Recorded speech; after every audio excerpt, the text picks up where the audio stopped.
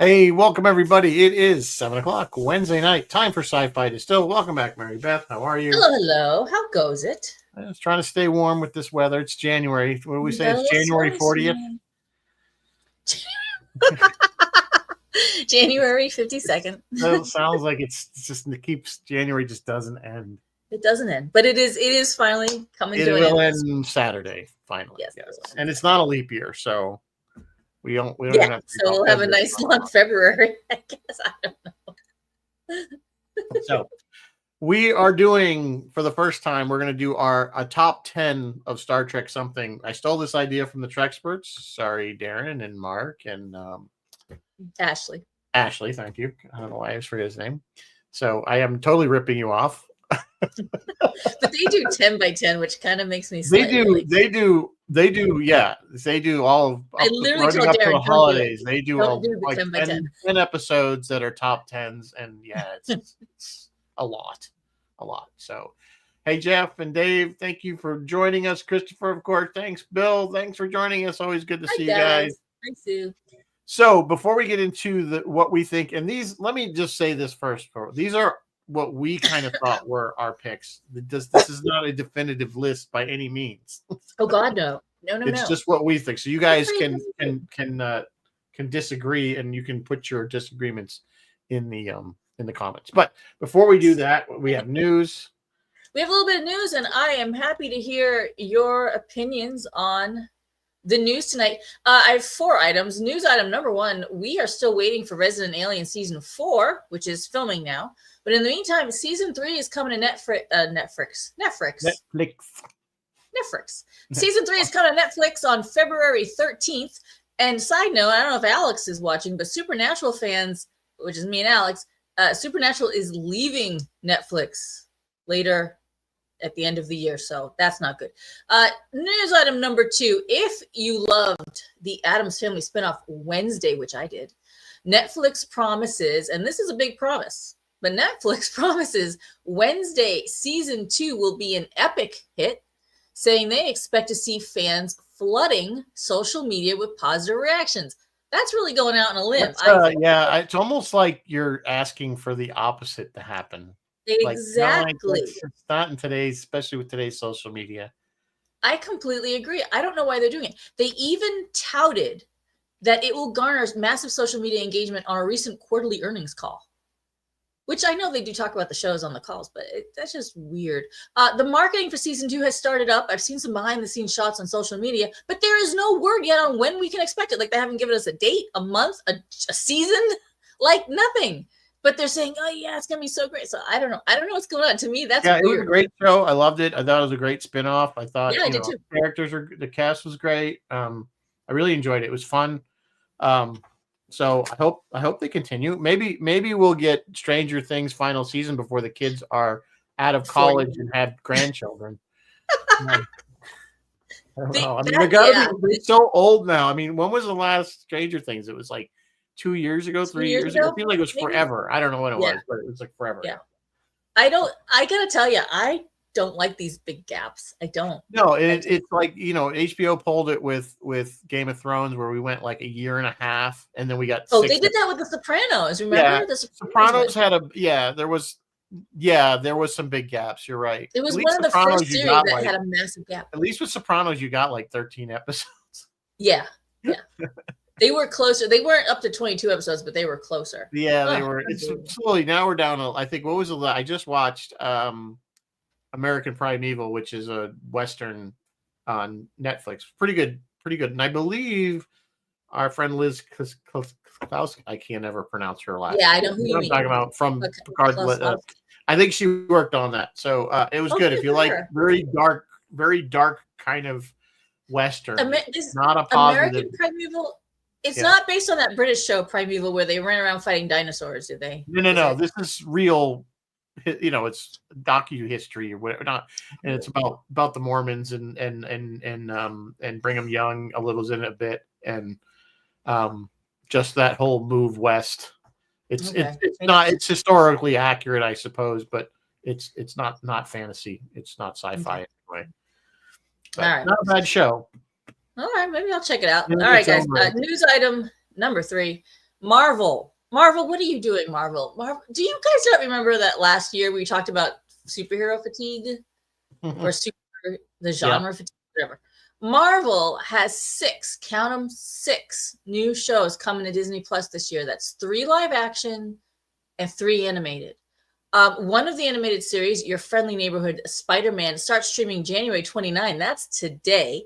It has also had, Your Friendly Neighborhood Spider-Man has had the very, very unusual green light for 3 seasons. They've already been green light for 3 seasons, and they just debuted today, which kind of blows my mind. They're banking on Spider-Man's popularity. He's always been probably their most popular single superhero, I think.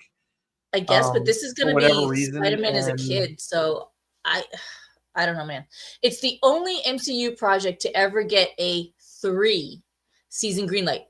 Daredevil got a 2-season greenlight, but okay, whatever. The other animated series are Eyes of Wakanda and Marvel Zombies, which, and over on the live action side, Daredevil Born Again kicks off March 4, and like I said, it has season 2 already. Ironheart is going to be in June, and Wonder Man?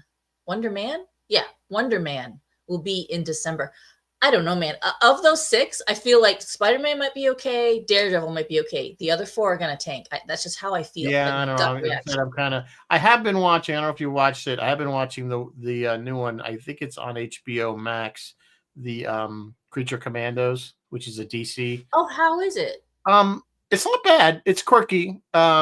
It's a lot like what's the other one on Prime? The Dungeons and Dragons Vox. Vox Machina. I like Vox Machina, which is good. So it's kind of along that vein. It does have our good friend Alan Tudyk voicing one of the characters. So right there makes it good. I watched like 3 or 4 episodes. I think there's only 6 in the first season, 6, 8, whatever it is. So it's not bad. It's different for DC. Let's put it that way. It's not. There's no typical DC superheroes currently in this show, so no Superman or anything like that. Anyway, I like different. It's something to watch. Something to watch, which we all need something to watch. News item and last news item number 4 in my very sporadic segment. I watched it, so you don't have to. I don't even know where to start with this one. I watched it. I watched Section 31, and my review is, oh God, you don't have to run away. Abort mission. Abort honestly, if you haven't watched it, don't watch it. I don't know what you really. If you're super bored and you just feel like watching a train wreck. It is kind of a train wreck. It's really fluffy. It's light. It's shallow. Like, it's really shallow. There's no. Well, it doesn't even know. Like it was like all over the place. Yeah. It wasn't even just that the story was stupid. It wasn't just that it was the characters were just very one-dimensional and uninteresting and just didn't fit the universe at all. No. And then there was the video editing of some of the scenes were just like, it was like, what is this, a music video? It was just, I don't know. It was very chaotic. I felt bad for Michelle Yeoh. I love Michelle Yeoh, and she wasn't good in this. I didn't think Michelle was good in the male lead. I can't think of either his character name or the guy's name, the black guy. He was amazing. I'm going to say that both those actors. He was. Did you ever watch Veep, the HBO show about the? Oh, was he on Veep? He was on Veep, and he played kind of a goofy, smart but goofy guy, and he was that character, and I kind of kept seeing that character. Oh, really? In him. Oh my God! What I thought was he was kind of okay. I thought he was just discount Common. Like, you know how Common is on Silo.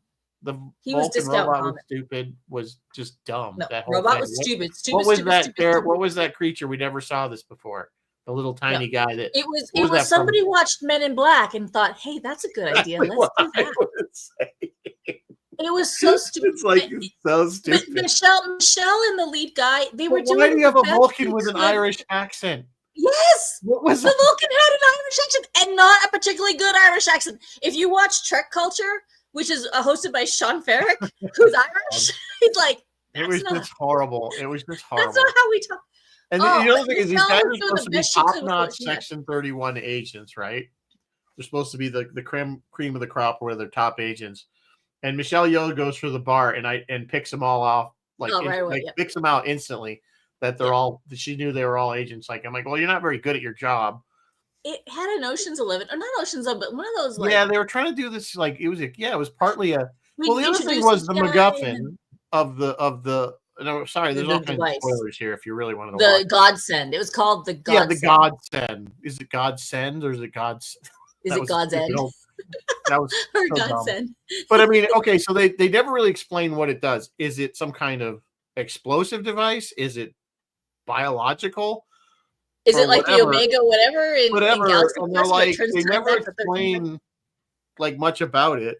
Mm-mm. And But then, we're supposed to be afraid of it. they're all worried about it being set off, but apparently Giorgio's the only one that could Schwarzenegger. actually activate it. So it was like the whole thing. And then when they use it to blow up a rift or something, and that's all it does. It doesn't actually do. It was kind of like anticlimactic. It was supposed to like jump from system to system, whatever it was, and cause all this chaos. And exactly. it was really dumb. It was Not just a heist movie. badly written, badly cast. It was just awful. And Yeah. I haven't heard one. I take it back. On some of the social media, I've heard a few people, I liked it. No, But I mean, it's overwhelmingly, it's bad. It's bad. they tried real hard with costumes, I guess. They're like, that's people are the best saying I can with say. Star Trek. I think it was, what's the guy? There's the guy that does the drunken reviews. Oh yeah, Dave Cullen. No, there's another guy that does. He's the critical drinker. The critical drinker. And he was just like, they've hit rock bottom, and I'm like, oh no, Paramount's like, hold my beer, because I think they could go lower. Oh god, yeah. He's like, it only looks up from here. I'm like, I don't know. I'm thinking if Kurtzman's still at the helm of any more Star Trek projects, it's gonna still stink. Not good. So sorry, I'm not even sugarcoating anymore. It's just been awful. If lately. Bruce and Nick, if you guys watch it, report back. I would love to hear your thoughts. I mean, if you guys, somebody liked it and watched it, I'm sorry if we're like ripping your favorite movie apart now, but Jeff Rubel says it had a 17% on Rotten Tomatoes. Wow. Yeah, if that's too high, even it should be like a 0.17%. 0.7. Yeah, it was pretty. Even if you don't like Discovery, because of course it's that universe, it's bad. It's bad even on a Disco level. Like even for Discovery universe, it didn't even reach Discovery level. It was even worse for that. So. And it was written by the same people. However, one single defense that I thought, okay, that may be true, is it was originally supposed to be a series, and they think they took each episode the whole thing and jammed it into one thing. Like, did you notice how there was those title cards and it would say whatever the hell the title card said? Maybe that was the point, but that was each episode. It didn't work because it was just it was chaotic. Are there any bagels? No, there are no bagels that I'm aware of in it. There was just some strange stuff. There was like a mech boy. Oh, and then there was Rachel Garrett. Like, yeah, they stuck her, and everybody's like, "Oh, she's the greatest thing." And I'm like, "Yeah, but she didn't really." I mean, I don't know why people got so whipped up about Rachel Garrett. We saw her. She was a pain in the ass, and she was running around in the. She was like the Boimler of the whole thing, where she was trying to do the right, because she was the only Starfleet. I'm Starfleet. That's not the Rachel Garrett we met on Next Gen. Well, I mean, she's much younger. She was only a lieutenant or an ensign or something. The one interesting character was the Delton. They killed her right off the bat. Oh, sorry, spoiler. Yeah, don't get too attached to the Delton. Beautiful girl, but didn't last long. Yeah, I just felt the characters were all very one-dimensional. They were all one-dimensional, and just not. They were like, what was the guy with the mech suit? What the hell was? What was that? I am the suit, and the suit is me. What is this? Something out of like you're trying to like pull something from? I don't even know. Sorry, Bruce. I actually knew. Yes, we told you there was going to be spoilers, so just stick your fingers in your ear and go la la la la until we say we're done. I knew the actor made up a backstory for him that made sense why he loved the suit. Now I don't remember what it was. It was actually it was like Halo or something meets Star Trek. Yes, it was like he was Halo running around in a big mech suit, just tomp. It was stupid. It's so not Star Trek because we've never seen anything like that in Star Trek. There was the alien from Men in Black. There was the Delton. There was Discount D.L. Hughley. Not D.L. Who's that guy? There's that guy. There's Discount Common. There was Rachel Garrett. Common. I thought it was Common at first. I thought it was Common at first too. That's not Common, is it? It's not him. It's So And anyway. then there was Michelle Yeoh desperately trying to hold it all together. Oh, and the bad guy, the one bad guy they caught who had it, like, what was he? Like, oh, the whole thing the was whole just a mess. opening scene with her murdering her own family was so bizarre and dark and not, I don't know. It's just enough of that. We're done. We're Somebody done. else You can take your ears out of Somebody your else face. watch it Take your and then ears out of your explain it mouth. to me, because Yeah. clearly I didn't understand it. All right, So, Rizzo, Star Trek we by do Chima. not actually have a drink tonight, do we? No drink tonight. Sorry, guys. I was too busy this work this week and getting all everything together for this episode. So it slipped my mind. Sorry. So it's whatever you want it to be. I've got Kool-Aid. So, Not Kool-Aid. anyway, Crystal Light. so shall we start? We're gonna go, of course, Let's do it. number 10 to 1. So at number 10. Now, man, let me wait. Let me lay a little groundwork. We kind of went back and forth between the two of us. These are our picks. There is not a definitive list of ships, and the ships weren't just based on, oh, this one looks cool. It also, I think, to me at least, how they fit into the universe of Star Trek and their cool factor. So there was kind of a, but again, you may differ. So at number, I gotta get my list out here. Hold on a second, because I forgot what was at number 10 already. Oh, right. At number 10. Let me find it here. We got the USS Reliant. Of course, this was ultimately became Khan's ship in the Wrath of Khan. I've always loved this class. This is the Miranda class. I thought this was one of the cooler early Star Trek ships. Because remember, before, when we had just the original series and the movies, we didn't have that many ships. They were either the Constitution class. Yeah. And by the way, guys, we are not doing none of these are Enterprise, okay, or a version of these are Enterprise. ships that are these not all just not Enterprise. So you're not going to see Enterprise anywhere in here. So this was one of the first ones we kind of saw that was, other than the books that people, that were not really canon, there were different ship designs. But really, this is one of the first Starfleet ship designs that we saw on screen that was not a Constitution class. Exactly. And I think it was a brilliant design. I love it. I think it works so well in the universe, and it's a kick-ass little ship. So thoughts? Yes. What are your thoughts on Reliant? So this is the one that was Captain Terrell, and his first officer at the time. Yeah, that's right. His first officer at the time was Chekhov, right? Chekhov, right. Right. And they go down to get things put in their ears. This was also the ship that I believe Carol Marcus and David Marcus had use of. Yes. When they were running around doing whatever the hell they were doing, getting ready for Genesis. Well, that's what they were doing. That's what Reliant was doing, and that's how they ended up on the Alpha 5, where they thought you thought this was anyway. Yeah. And so that they were tasked to find a planet to test Genesis on, a dead planet. Exactly. So that was just a dead world, and maybe it's something we can transplant. Something we can transplant. There can't be so much as a microbe, or the deal's off. Oh, I remember that part. Yeah, you're right. But anyway, Rizzo, I completely agree with you. It is our first ship that we see, like the whole ship from the outside is different. We're like, oh, cool new ship. But then also when we see the bridge, because we see Khan on the bridge, it's recognizable. It's still, they still got the center console and the helm and the navigation, and it's very recognizable. They do what Star Wars does well. They kept it all looking like it looked like Star Trek. You know what I mean? Right. It fit the universe. The nacelles fit what the Enterprise refit had. I just like it. I always thought it was like a plucky little good design. Yes. And it has kind of transcended through because we keep seeing this sort of design. Even the Cerritos is kind of very similar to this design. The Cerritos, and they're kind of NX-01. A little different. It's a little different. Yeah. The nacelles hang different from it, but yeah. But it also it kicked the Enterprise's butt. Now, granted, Kirk didn't put the shields up, but that's true.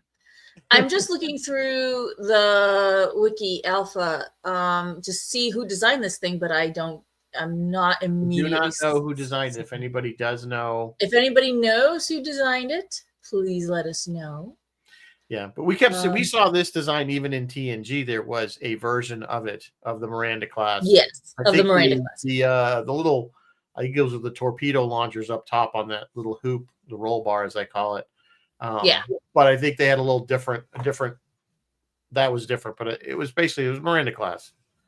Yeah. So Anyway, yeah. So I really like this ship. I don't know what else to talk Jeff about. says the Reliant is brilliant. They flipped the Enterprise upside down and took out the secondary hull. They kind of did. He's not wrong. Yeah, no, I mean, it's almost like a kit bash. I mean, clearly, because again, I remember we didn't see a lot of Starfleet, so we're definitely seeing that Starfleet is sticking with the saucer as their main. Yeah, I gotta say, I think everything we chose tonight has the traditional round saucer. I gotta say that I love when they go with the more arrowhead saucer too. Not all of them. Oh, not all. And by the way, these guys, we're not doing all Starfleet ships. We're doing ships from all different bases. Yeah. All over the world, different things. So these are just, again, not a definitive. Yeah, list, Bill, one big happy fleet. Yeah, that's where the flag comes from. We the Reliant. We're just one big. Learn how things work on a starship. Yeah. All right. So let's move on. Sorry. All right. Coming in at number 9. Number 9. I gotta find it here in my little list here. Sorry. Is the USS Cerritos. Again, very similar design. But I mean, this ship is just, I love it. It's a cool little ship. It kind of dope, but it does Cali class.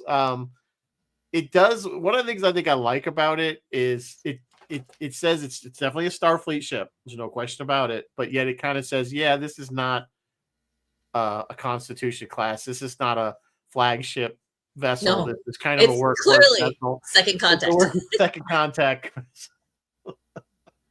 and I think the show has proven it. I don't know if it's so much the design I like or just that they love the show and you fall in love just like we did with. You know what, Rizzo?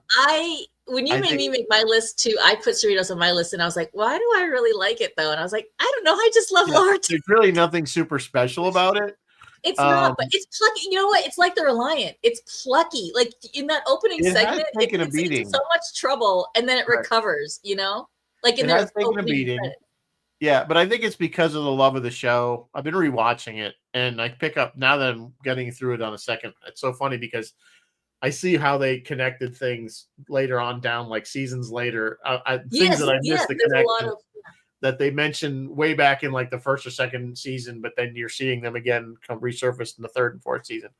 So it was very cleverly written. It's sad that it's gone, that it's not going to get any more seasons. I would tell people though, if you liked this show, go and rewatch it as much as you can on Paramount, because that's how they gauge. Drive the numbers up.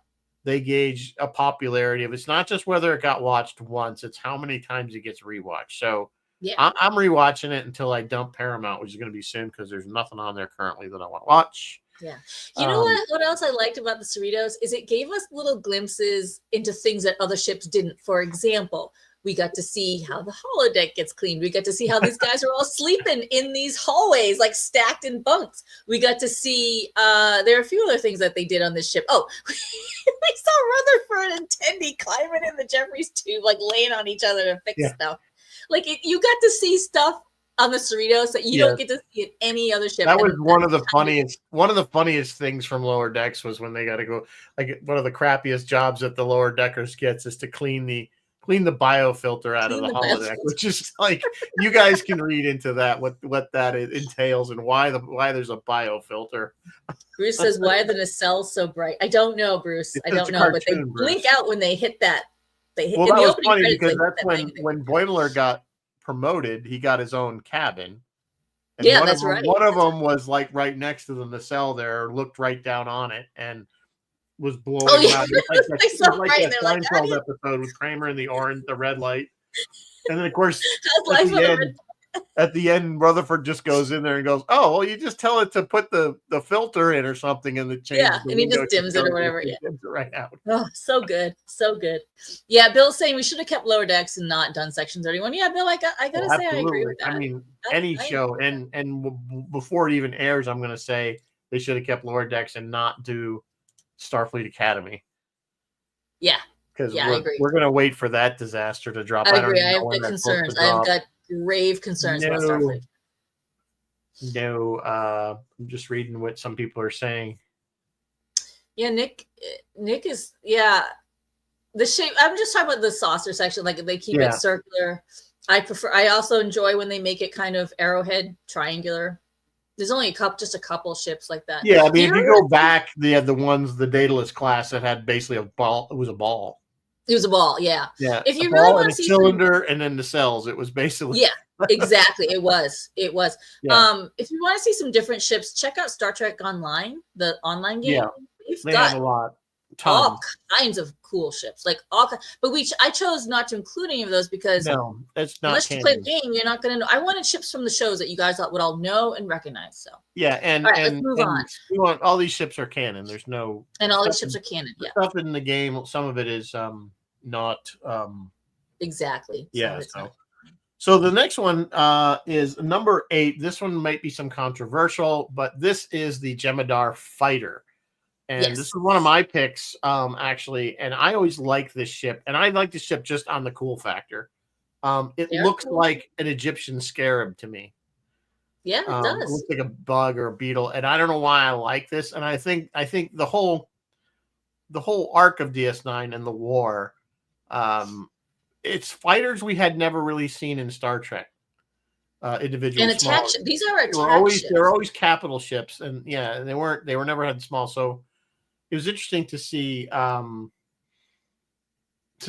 fighters for a change. I know that we saw them like in some of the TNG episodes with the one with the cadets. They had the one where Wesley gets court-martialed there for getting the yeah. I know exactly. Those are small fighters, so we do know that Starfleet had them, but we never really saw them. And we did see this one in the Jem'Hadar, and I thought the Jem'Hadar as a race were kind of cool race, and that they were kind of a slave race, but yet they were also warrior race at the same time. It just enslaved. Yeah, Bill is saying one of these. You go ahead. Yeah, no, that's it. That was it. Bill is saying one of these took out a Galaxy class. Yeah, these things did outgun smaller Starfleet ships. They were very powerful. They were pretty well gunned. Yeah, all the Jem'Hadar ships actually were at the beginning of the war were more powerful than anything Starfleet had. They pretty much could put a whooping easily on. Yeah, they probably could. But one thing Starfleet, or at least, sorry, not Starfleet. The one thing the show creators never really did is like, you never really, I mean, you kind of did in Deep Space Nine, I guess. But we never saw a lot of like, you know how we saw Cylons and what's their names on Battlestar Galactica? Like, we didn't see a lot of that. We saw a little bit in Deep Space Nine, but we never did a lot of ship-to-ship combat. So we never worried about maneuverability and fast stuff, and you know, it was never heavy in the Star Trek storylines. But and that's what, you know, you'll talk about like Doug. For years, he always says, you know, they always look at the ships as if you know, ships on a lake. You know, like these big, just slow moving. Kind of, you know, nothing fast and like you said, like we saw in the newer Battlestar where we saw the flips and the, you know, and the faster fighting, and I think we got a little bit with this. And we started to see that too in DS9 in their space battles. We saw some of it in the Battle of Wolf 359 too in TNG. There was quite a bit of maneuvering there, but for the most part, the ships were always kind of lumbering. They're always capital ship battles, you know, that remind you of the old sea battles where they would kind of just pull up next to each other and blast at each other. So one of them. That was, you know, from original series and Next Gen, that was the modus operandi. Yeah, it was just like they really would just kind of fly around in circles and shoot at each other. There really wasn't a lot of, you know, they would say evasive maneuvers, but it's like, what are you doing? Why I love Battlestar Galactica, because it was so cool to watch them in the chaotic, which is really what a battle is. What are those ships called? I can't think of them. What? The Vipers? What do they fly on Battlestar? Vipers. Viper. Yes, sorry. I couldn't think of the word Viper. I like, and X-Wings, like even X-Wings, like there's ship-to-ship combat.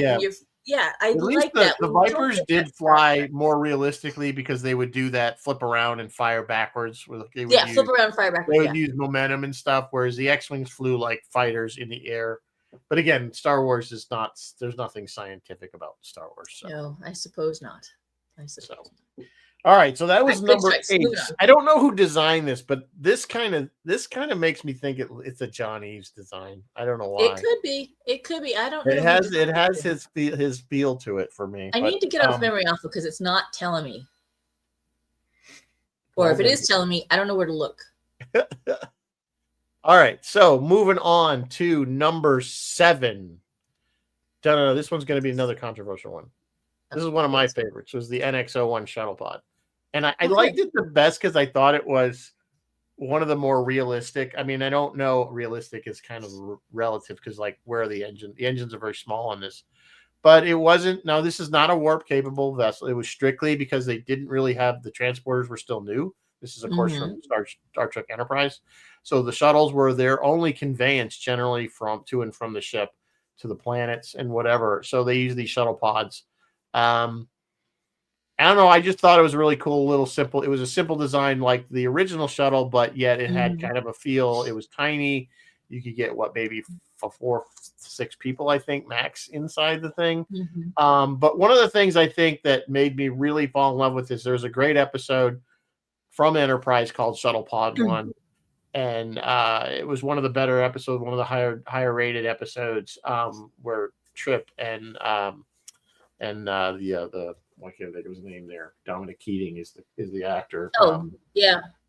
Reed Dominic Keating. Are they think they're stranded, they're gonna die, and there's no hope because they think the Enterprise NX-01 has been destroyed, and they were out there when they came back to find wreckage, which turned out to not be the Enterprise, but so it's kind of their journey as them thinking they're gonna die in the shuttle pod in the middle of nowhere. So anyway, I don't know. I like it. Mary Beth, you didn't really have an opinion on this one, so I did not have an opinion on this one, but there's going to be another shuttlecraft coming up on our list that I did have an opinion on. No spoilers. Yeah. This was a solid little service, like a solid little service vehicle. You know, I mean, it did its job. But that's the thing, and we'll talk about this when we get to the next shuttlecraft on the list. They don't have a lot of defense. They don't have any offense. They're just get you down to the planet and get you back up again. Yep. There was that scene. I think that was the beginning of season 4, Bill, where they end up. This one does have a nice shape, though. Like, I like it. I don't know. In fact, and again, the actual physical shuttle that they used on the show was up for sale relatively recent. I don't know who bought it, really? how much it went for, but I mean, you had to have one place to put it. But I like this one. It's cool to have, I think. The front end looks like a commercial aircraft. Airline. Again, that's what the beauty of Enterprise was. You still had that kind of that connection to what we currently have as spacecraft and aircraft, and then what Star Trek had. You know what I'm saying? It was that transition. So we see those two things kind of mixing together. Exactly. And I think that's one of the things I really liked about Enterprise. I love the designs. And which Doug has told us they worked very hard to infuse that transition, that evolution in throughout the show. Absolutely. If only it had kept going. This was one of my faves. So, yep. Good choice. I bought the model. I have the little one around here somewhere. But okay, moving on. That was 7. So we are up to 6 already. Boy, 6. Cranking through this. Where's my number 6? Where are you, 6? There it is. And of course, it's the good old Galileo shuttlecraft. Hello, Galileo. I'm the one who asked for the Galileo. You did ask for this one, although it was definitely on my radar. Of course, we love this design. It's so simple and yet worked so well. Boxy, but still. Yeah, and we all know why it was built that way, because Revell, the model company, actually designed this for the show. The original one that Matt had designed, and I wish I had grabbed a picture of it, is very cool also, but it would have been very expensive to make. Yeah, it was all rounded with nacelles that hung down, and really cool looking design. If you ever look up Matt Jeffries' shuttle design, and you'll see what I'm talking about. This one was actually made by the model company to do this, and so, but it works so well. And again, we see now, if you look back to the NX-01, we see it has little stubby wings for air travel. We don't see that on here. There's those little above the nacelle, but again, because technology had gotten better and they didn't need to have aerodynamic flight in an atmosphere, because they had propulsor lifts and other things of science that would keep it off the ground, so to speak. So or in the air. So, and of course, this is one of those things that's like a TARDIS, because the set that they used for the interior was a lot bigger than the actual. Yes. If you guys remember the episode Galileo 7, The thing was a gymnasium inside. it was there was seating down. It's all seven of them could sit. I don't think there's an extra chair or not, but yeah, and they sat down. There's like a center aisle. Yeah, Jeffrey will say it's boxy, made by Volvo. Yeah, it is kind of the Volvo of shuttlecraft. But you know, and again, this is another one. No offense, no defense, but a good, solid service vehicle. And you just, I don't know, you just think of Galileo 7 and you can't help it. You know, we got to see some good parts of it, like in the one with the companion with oh yeah, can't think of it. What's the name of the episode? Somebody help me out. You know what I'm talking about with Nefertiti Cochrane there. Metamorphosis, I think it's called. Maybe Metamorphosis. We got to see the back of the ship, and Spock, remember, working on it. We got to see some of that stuff, little bits and pieces and stuff. If James ever gets this one available to the public, because it is the actual shuttle is in Thai, and I got to, when it arrived, I was able to go up to it and stick my head in the door, and it is very much smaller inside than it is on the set. I mean, that was a totally separate set. This was just for them getting out, and then any parts they needed to do, which was mostly on that episode. I think is when we saw it the most on the outside, and probably Galileo 7. I don't know what other episodes it might have been used on other than those. I'm just looking. I mean, when we actually saw it, that it wasn't just flying somewhere, that we actually saw them get in and out of it. Maybe Babylon, because I think his parents arrived on one. I think it might have been it was in the shuttle bay, but we really didn't see it like you don't see it like them in and getting it out. Oh well, a little bit in Menagerie. Yeah, maybe Menagerie. It wasn't this shuttle; it was a different. It's not like maybe Way to Eden. Way to Eden, with Sulu coming stuck on the planet. Yeah, no de-icer available. Yeah, I mean this shuttlecraft and maybe even the shuttle pod, they're not like, remember in Next Generation, Geordi goes somewhere and he's like kicking back, he has a drink, he has his feet up, he's playing music, he's playing a game with it, like and it's got like leather bucket seats and like interior carpeting. No, these two shuttlecraft are not like that at all. These are like the bare stripped down bare essentials. Yeah, the Galileo, this class of shuttle is warp capable, whereas the Shuttle Pod 1 was not. Yeah, and you're right. In DNG, they had the one that was like basically it looked like a two-seater. It was like a little sports car shuttle, the little tiny round ones, and then they had the bigger ones. They had the bigger ones too. One of the coolest ones, and I almost included in this list, is the Aqua shuttle from the animated series. Oh. Which is I can't think of it right off the top. Yeah, it was supposed to go underwater, so it was pretty cool.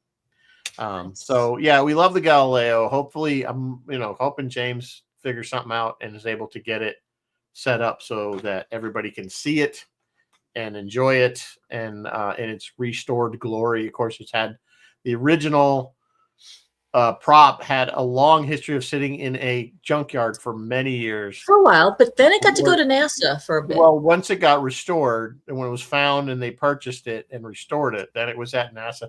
But somebody was saying there's not much left of the original. They had to replace because so much of the wood was just rotted because it had sat outside. So like there's a frame in there. It's fairly heavy. So there's parts to it that are the original. Is it basically plywood or? Yeah, it was plywood and metal frame, I think. Okay. There's a landing gear in the rear, which you can't see in this picture. Actually, is actually landing gear off a real aircraft. They don't know what aircraft it was, but it's very heavy, and it was still inside the thing. They take it apart. So they took some bits and pieces from what they could find, and Matt Jeffries, of course, loving aviation, use that as a landing gear. So. Yeah, it's a neat design.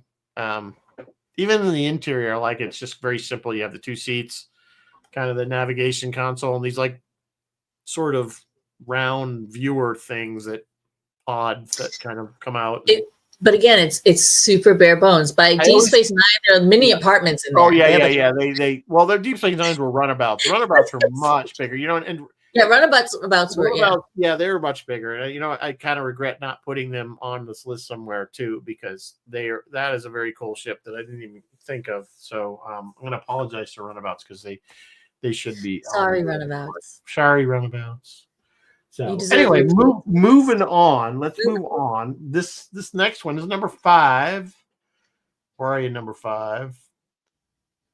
A modern one, the USS Shenzhou. I think, and I knew you were talking like this should have been the ship that was more focused on in Discovery and not Discovery. This is a John Eaves design. Look at that ship. Yeah, this is a John Eaves design. This is one of the most brilliant. I love this ship. I think it's great. It's probably one of the best things to come out of Discovery.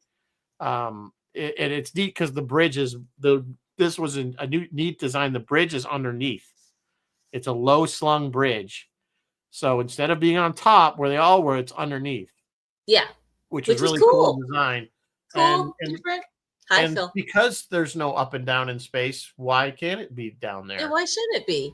Which would make more sense because, little protection in case you're getting fired on from top, I guess. I don't know. Yeah. I mean it's great. You got I love the way he did the deflector dish kind of worked into, and that's very kind of reminiscent of NX-01. Yes. If you remember, if you look at NX-01, if you look at the front, it has a little tiny rectangular sort of shaped deflector dish that's built into the saucer. Yes. So, and that's kind of reminiscent of this big one. And this was supposed to be added at the time in the show, an older design. It was an older ship. It was not new like this. But it was solid. I mean, so we saw. Yeah, talk about Enterprise upside down. You're right. It clearly is. It has that feel to it. Which, why not? Yeah, why not? This was Philippe Georgiou's ship. We saw it in the Vulcan Hello in Battle at Binary Stars. And yeah, I actually admitted to Rizzo that I kind of wished instead of the disc, because the disco kind of bent my brain a little bit, especially in the later episodes when it had detached nacelles. I didn't know how I felt about the disco. I kind of wish this had been the star of the show. Yeah, I never really was a big fan. I know the disco ship was kind of modeled after what they were going to redo the Enterprise too. And then the pizza cutter saucer thing, I never really got what the point of having. Yeah, it spun. For what reason? The saucer spun this way, and then the whole ship spun on axis. Yeah, it flipped this way to make the jump. Phil's saying make this a panel at Ticonderoga. That would be up to the boss there. I don't mind. I just get told you're going to do a talk about this, and then I have to figure out how to talk about it. And then Star Trek, Star Trek people show up in my thing and hide in the back, and then tell them. And then Dave Blass walks in.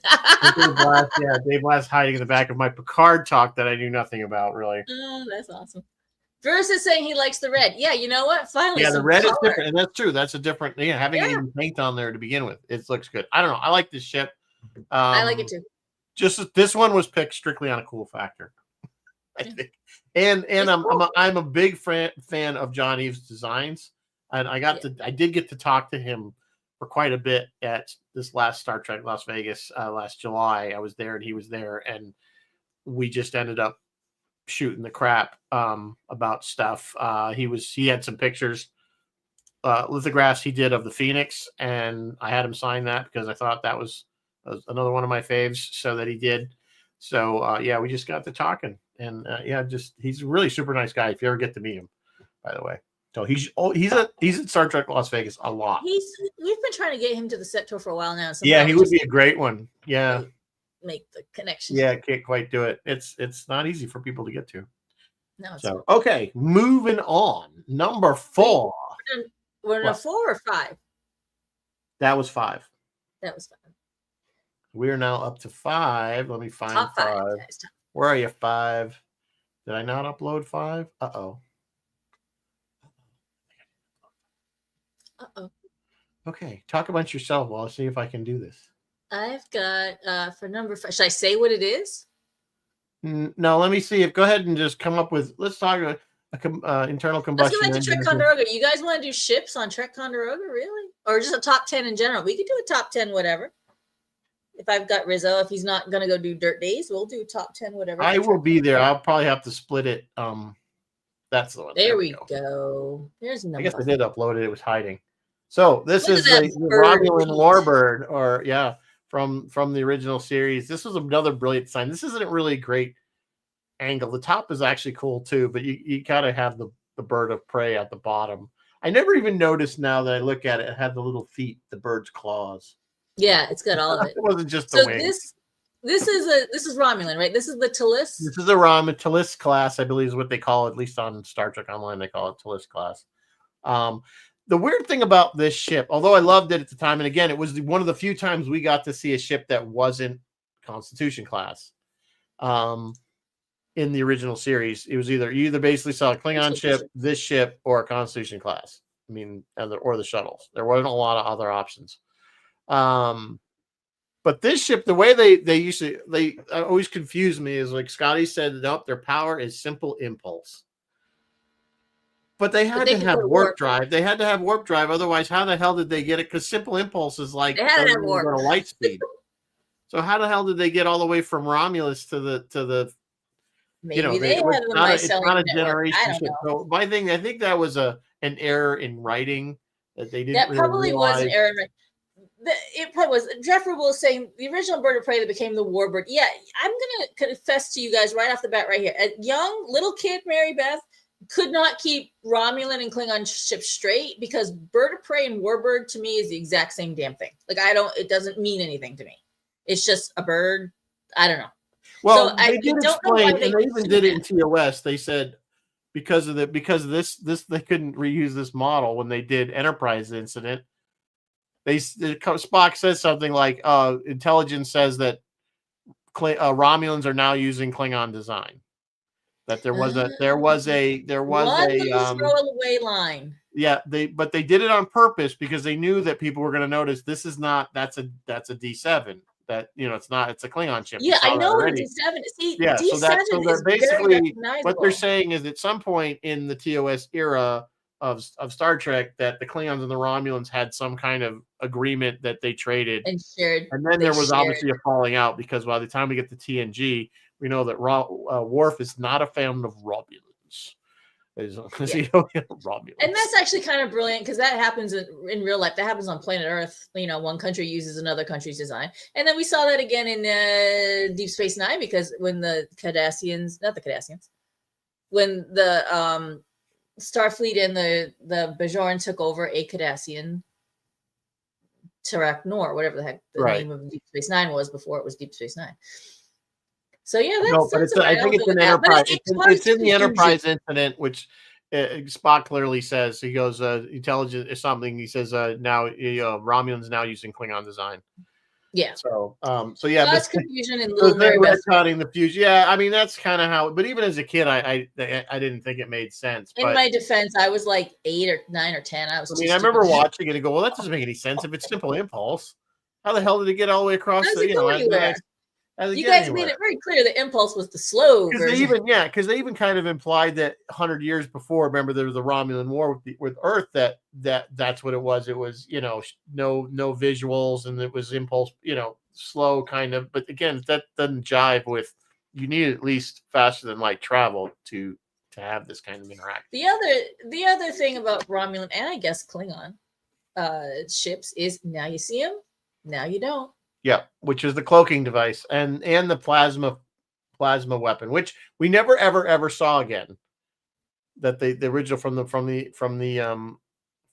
Balance of Terror, and I suspect we didn't realize because I think the Romulans realized that it had the fatal flaw. I don't think they realized that the Starfleet ships were as fast as they were that they could outrun it essentially. Yeah, and that it could be detonated before it hit. So if you can detonate it before it even hits, and it's so big that it doesn't look like it was very hard to hit, it kind of becomes it's a great weapon if you can get it to hit its target. If you can get it. Yeah, Nick is saying he likes the Doritics class. Yeah, you know what? Stay tuned. And that's the TNG one. Stay tuned. That's coming. The TNG one. I guess so. Yeah. Oh, the Klingon. That's the Klingon. Fan of that design. But that's the one that wears a hat. I'm pretty sure. Wears a hat? It's a ball. It's like a ball, and it's got this. That's Klingon. Yeah. That's Yeah, the that's what I'm D7. saying. That's the That's what I'm D7. telling Nick. Stay tuned. We're gonna do one here soon. Are we? I don't think that's Aren't in we? our list. Don't you have a Klingon ship on this list? No, well, yeah, but not the one you're thinking of. Anyway, moving No, on. not the one I'm thinking of. Just showing, just giving away all the things. But since you Oh, mentioned sorry. it, I'm the sorry. Klingon bird of prey. The That- Klingon. Ooh, these were the old shit ships. When these suckers showed up, you all Yeah, went, they "Oh were shit." small. The crew was not many. This is of course one from we saw this. The cool thing about this design is it went A from flying turtle. original series movies into TNG and held pretty much unchanged. So, and of course it had the best ship explosion, which we originally saw in Undiscovered Country, and then was reused in Generations, the same exploding ship. But yeah, they were tough little, almost scout class, because they only had a complement of what, about 12 to 24 crew. I think it was a pretty small crew. And then of course we see this, of course it is also the Bounty, you remember from Star Trek 4. It was that, remember, they renamed it the Bounty because of mutiny. They had the mutiny against the Starfleet to go rescue Spock and from the Genesis planet. And of course this was Krug's ship, or he had one like it, I should say. And we have had enough of you.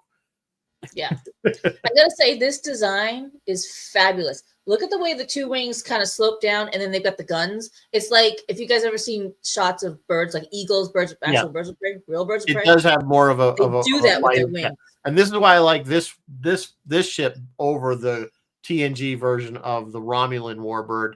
I thought this one does look more avian-like. Yeah. And I loved when it lands, those wings fold, they go up. Yeah.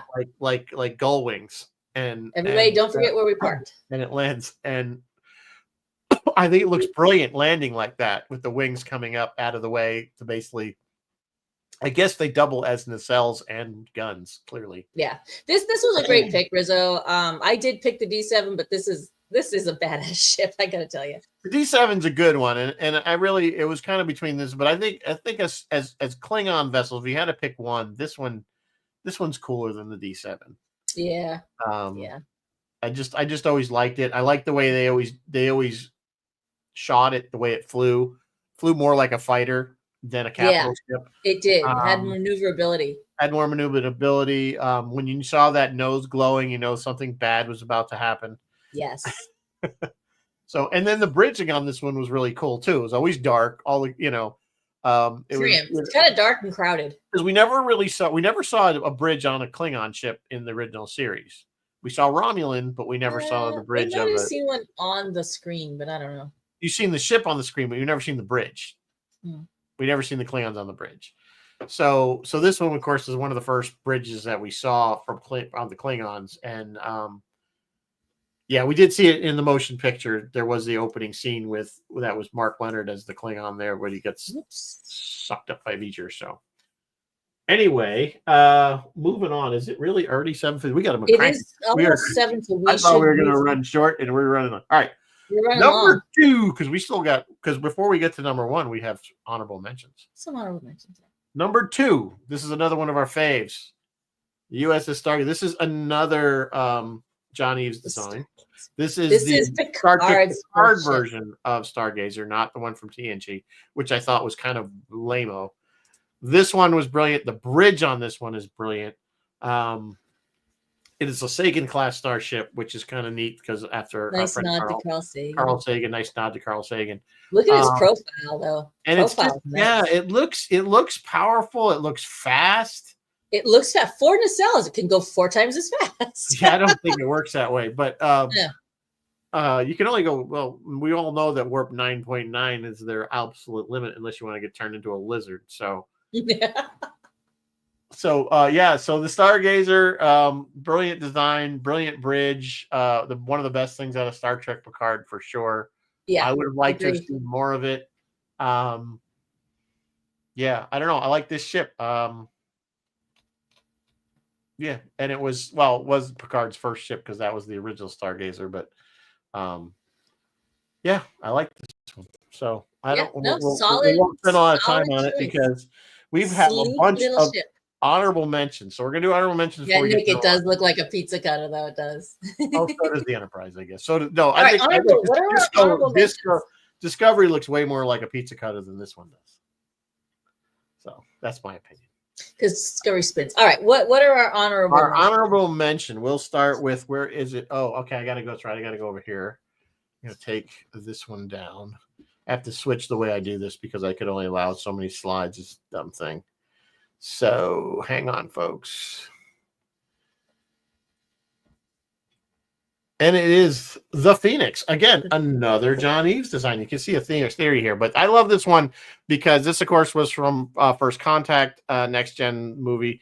I love the fact that they took a Titan missile, and converted it into the first warp ship. I love that idea. I thought it was brilliant. Yeah. I love the way the nacelles kind of come out folded out, the solar panels do on a modern spacecraft where they launch, and then the thing kind of unfolds and becomes this larger ship. And it was a great scene when he first goes into warp, and he's like, holy. And they play Steppenwolf, yeah. And they play Steppenwolf. So I think I just love this. I thought this was a great for an honorable mention. So great choice. Yeah. Yeah. Hey, the very first time we do warp. Yeah. So the next one, and you guys could probably already see these already. So is our Borg cube. Not the most brilliant design, but terrifying in its own right. When you saw this on screen, yes. When you saw this on screen, you knew there was going to be a problem. Eventually, like all the Star Trek baddies, they end up kind of emasculating them and taking away any of their really fear. But I guess they have to beat them eventually, right? So, I mean, the design is as logical as it can be. That what do they need? They don't need. They're in space, so it's not like they need aerodynamics or sleek design. They don't care. So no, that's what the point was. Is that they were the most, the least in their mind, the most efficient design of the ship because they didn't care about aesthetics. Some structure for them in that thing. So yeah. All right, coming up next is V'ger, and this is of course is the remastered version of V'ger because we didn't really get to see this in the original in Star Trek. With that noise it makes. Again, I thought this was a really cool ship when you get to actually see it. And it's a scope and its size, and of course it's one of our first space probes that have gone bad. So we have a kind of a recurring theme on that one in Star Trek. Someday if we go to Mars, we're gonna meet like the Sojourner and it's gonna turn bad. Yeah, or something. The Voyager 1 or 2 is gonna come back in this chip. So anyway, so the next one is originally we had decided on the Titan from Picard, but you know what? I'm calling an audible, and I'm calling Titan from Lower Decks. Oh, this would have been Frakes' ship. This would have been Frakes' ship, and I think it's cooler. And I don't jazz playing throughout the hallways. In the warp of 5, 6, 7, 8. In the warp of 5, 6, 7, 8. Yeah. No, I did this. I do like. I don't get me wrong. The Titan from Picard. Liam Shaw's Titan. Thank you for walking away from a circular saucer section. I will give him that. But what I don't like is that they took the name off it and made it Enterprise. The Enterprise, yeah. I've already said my piece about that it's bad luck and a bad idea. So I do love Liam Shaw though. So yeah. So anyway, all right. Now, drum roll. Our number one, at least our number one pick is the pluckiest little ship in Starfleet. The USS Defiant is number one. Completely agree with this for number one. Yes. I love the Defiant. I love the design. I love the fact they got away from a Starfleet typical design with hanging nacelles and things. And this is a gun with engines. Yes. And they introduced it to us. This is a flying gun. And we're like, yes, we're on the offense. Yeah, we're on the offense. We built something that's designed just to kick ass.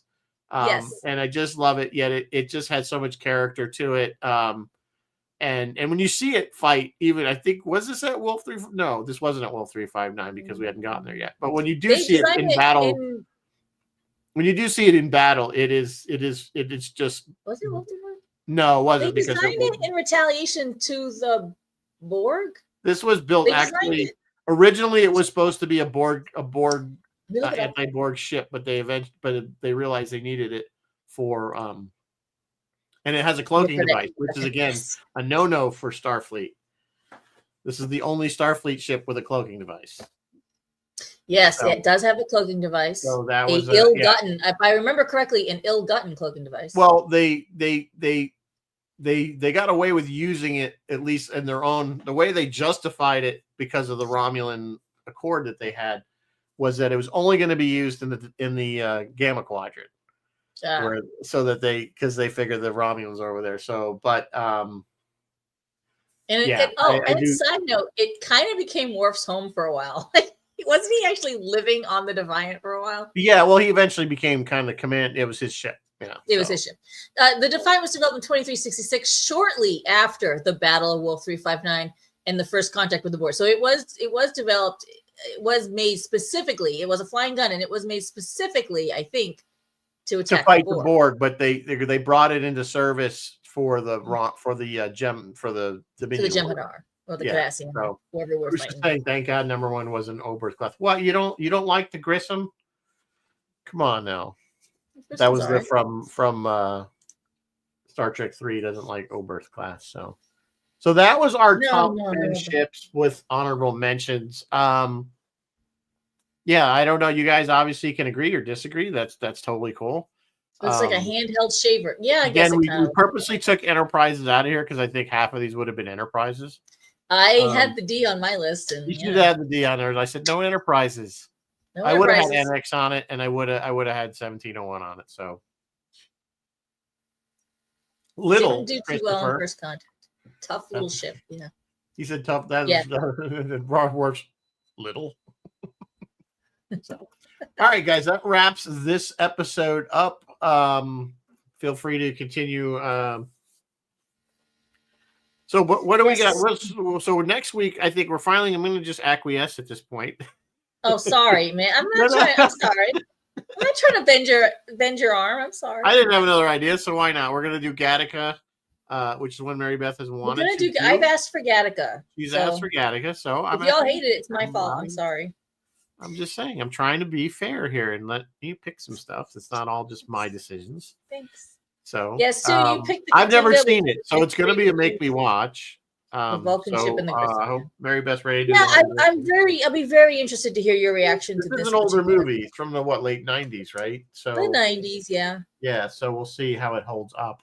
Bruce is excited. Bruce gave it 4 exclamation points. Yeah, that's a lot of that's probably an excessive amount of exclamation points, Bruce. He takes after me. I've taught him well. Yeah. I'm the exclamation point. That's true. You do like it. So that's what we get. And then but our next top 10 is going to, because it's February. You guys see where we're going to go with this. Valentine. We're going to go with top 10 love interest episodes of Star Trek.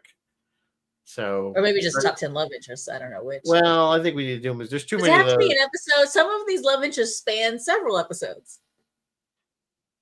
Well, you're talking about like Worf and Jadzia that had like a whole thing. But I think you could pick out one out of them that just for that. Significant. All right. So, okay. I think we need to do it by episode rather than just by relationship.